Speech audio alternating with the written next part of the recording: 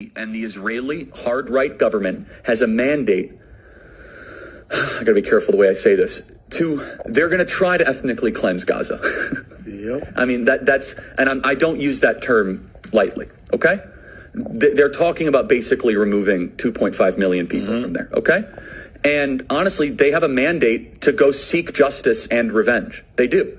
This idea that they need to have a truce or a peace treaty, that's morally crap after you see women and children be burned alive and dragged to the streets.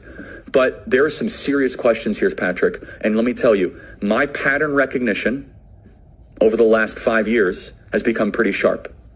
COVID, Maui fires, Epstein. When I see a story and it doesn't click, our guts are usually right. So I've been to Israel many times. The whole country's a fortress.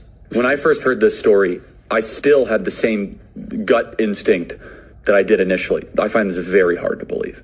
I've been to that Gaza border. You cannot go 10 feet without running into a 19-year-old with an AR-15 or an automatic machine gun that is an IDF soldier. Right, the whole country is surveilled. And so let me just kind of go through this. We don't talk about Israeli politics very often, and most Americans don't know this. The last 9 months, Israel was on the brink of civil war. It's not an exaggeration. This judicial stuff, there were hundreds of thousands of Israelis taking to the streets because Bibi Netanyahu was basically redefining the Israeli constitution. That's not an exaggeration, right? He said the judicial branch has too much power.